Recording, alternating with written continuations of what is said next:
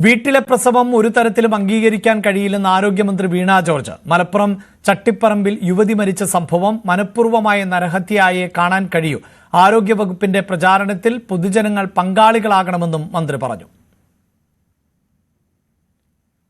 വീട്ടുപ്രസവത്തിനെതിരെ ബോധവൽക്കരണ പരിപാടികളുടെ ഭാഗമായി മതസംഘടനാ നേതാക്കളുടെയും സാംസ്കാരിക പ്രവർത്തകരുടെയും യോഗം വിളിച്ച മലപ്പുറം ജില്ലാ ഭരണകൂടം അടുത്ത ബുധനാഴ്ച രാവിലെയാണ് മലപ്പുറം കളക്ട്രേറ്റിൽ യോഗം ചേരുക. മതത്തെ മുൻനിർത്തിയുള്ള പ്രഭാഷണങ്ങൾക്കെതിരെ മുഖ്യധാരാ രാഷ്ട്രീയ പാർട്ടികൾ പോലും പ്രതികരിക്കാത്ത സാഹചര്യത്തിലാണ് ജില്ലാ ഭരണകൂടം മതസാമുദായിക നേതാക്കളുടെ യോഗം വിളിച്ചു ചേർക്കുന്നത്. നമ്മോടൊപ്പം ചേരുന്നത് മലപ്പുറം ജില്ലാ കളക്ടർ BR വിനോദാണ്. പ്രസവം എന്നുള്ളത് ഗവൺമെൻറ് സെക്ടറിൽ പൂർണ്ണമായും സൗജന്യമായി കിട്ടുന്ന കാര്യമാണ്. പോഷകാഹാരങ്ങളെല്ലാം സൗജന്യമായി കൊടുക്കേണ്ട സംവിധാനം എല്ലാ സബ് സെൻറ്ററുകളിലും എല്ലാ ചൊവ്വാഴ്ചയും ഗർഭിണികൾക്കുള്ള പരിശോധനയും സംവിധാനങ്ങളൊക്കെ ഗവൺമെൻറ് സെക്ടറിൽ തന്നെയുണ്ട്. അതുകൊണ്ട് തന്നെ ആരും വീട്ടിൽ പ്രസവിക്കേണ്ട കാര്യമില്ല. ഇത്തരം സംഭവങ്ങൾ മലപ്പുറം ജില്ലയിൽ ഉണ്ടാകുന്നതെന്നുള്ളത് വളരെ ആശങ്കയുള്ള കാര്യമാണ്.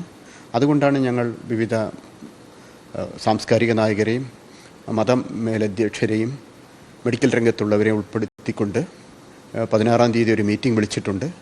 അങ്ങനെ ഈ ബോധവൽക്കരണത്തിന് വലിയൊരു പ്രാധാന്യമുണ്ട്.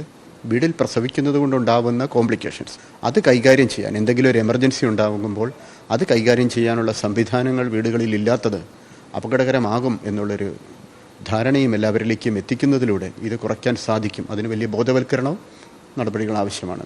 DMOയുടെ നേതൃത്വത്തിൽ നമ്മൾ സാമൂഹ്യ മാധ്യമങ്ങളിലൂടെ കൂടുതൽ പ്രചരണ മെറ്റീരിയൽ ഉണ്ടാകുകയും കൂടുതൽ പേരിലേക്ക് എത്തിക്കുകയും ചെയ്യുക. വീട്ടിൽ പ്രസവിക്കുന്നത് കൊണ്ടുണ്ടാകുന്ന അപകടങ്ങൾ, ആശങ്കകൾക്ക് ആവശ്യമില്ല. ഗവൺമെൻറ് സംവിധാനത്തിൽ എല്ലാ മരുന്നുകളും പൂർണ്ണമായും സൗജന്യമാണ് എന്നുള്ളത് എല്ലാവരും. ഈ ഒരു വീട്ടുപ്രസവം എന്ന അശാസ്ത്രീയമായിട്ടുള്ള സമൂഹത്തിൽ നിന്ന് മാറ്റേണ്ടതായിട്ടുള്ള ആ സംഭവത്തിനെതിരെ ജില്ലാ ഭരണകൂടം ഇപ്പോൾ സത്വര നടപടികളുമായി മുന്നിട്ടിറങ്ങുകയാണ്. അത് ഫലം കാണും എന്ന് തന്നെ പ്രതീക്ഷിക്കാം. Akhil ഓട്ടുപാറയ്ക്കൊപ്പം CV Anumod, News 18. മലപ്പുറം